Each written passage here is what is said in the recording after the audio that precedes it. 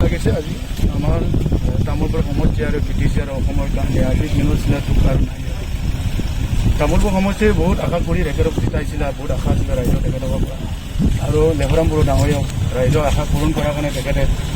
stay কৰিছিলে কিন্তু দুৰ্ভাগ্যজনক তেখেতৰ মৃত্যু হ'ল এই মৃত্যুৱে আমাৰ কাৰণে বহুত ক্ষতি হৈছে আৰু BTC আৰু অসমৰ কাৰণে এই ক্ষতি কেতিয়াও আমি পূৰণ কৰিব লাগিব আশা কৰোঁ ঈশ্বৰে যাতে এনেকুৱা ঘটনা আৰু আমাৰ ওচৰত নাহে 28 नं तामुलपुर समष्टिनि MLA मानगोनां लेहराम बर'आ दिनै फुंनिफ्राय 10 बाजियाव रुंसारि जालाङो बे रुंसारि जालांनायाव जोङो तामुलपुर जिल्ला UPPL नि जानानै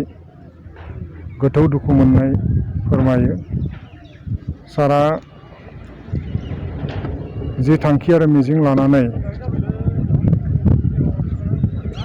एबाराव एसेम्बलि इलेक्शनाव बाहागो लानानै MLA हिसाबै सायख'जादोंमोन बेवहाय जोङो UPPL हिसाबै एबा तामुलपुरबासि रायजो राजानि जानानै जोङो जोबोद गोजोननाय मोनदोंमोन मानोना सारा थांनाय गोलाव सम एडमिनिस्ट्रेटिभ लेभेलाव खामानि मावबोनानै बिथाङा गोबां सासे अभिज्ञ एक्सपिरियेन्स सासे मानसिमोन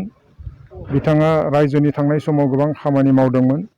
बिथाङा गासै हारि माहारिजों गोरोबनानै खामानि मावदोंमोन आरो लोगोसेयावनो बिथांनि जि प्लेनिं बिथाङा माखासे रायजोनि खामानि मावबावनो थाखाय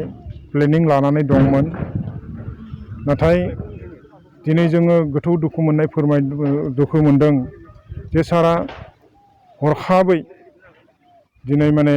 जोंखौ गारनानै थांबाय रुंसारि जाबाय बेनिखायनो जोङो दिनै सारनि न'खरनि दुखुथिया न'खरनिसिम जोङो समबेदना ज्ञापन खालामदों लोगोसेयावनो जोङो माने सारनि जि साननाय हनाय जि थांखि बिथांखिफोर बेफोरखौ जाहाथे जों इयुनाव जाफुंसार खालामनो हायो बेनि थाखाय जों बयबो नाजानो नांगोन गतिके बे समाव जोङो गोबां बाथ्रा बुंनो लुबैयाखै मानोना देरहाखांनायनि उनावनो सारा शपथ ग्रहण लानायनि उनाव गोबां बेफोरबायदि रायजो राजानि थाखाय खामानि मावनो खाबु मोनाखैसै बिथाङा हरखाबैनो कर'ना भाइरास बेरामजों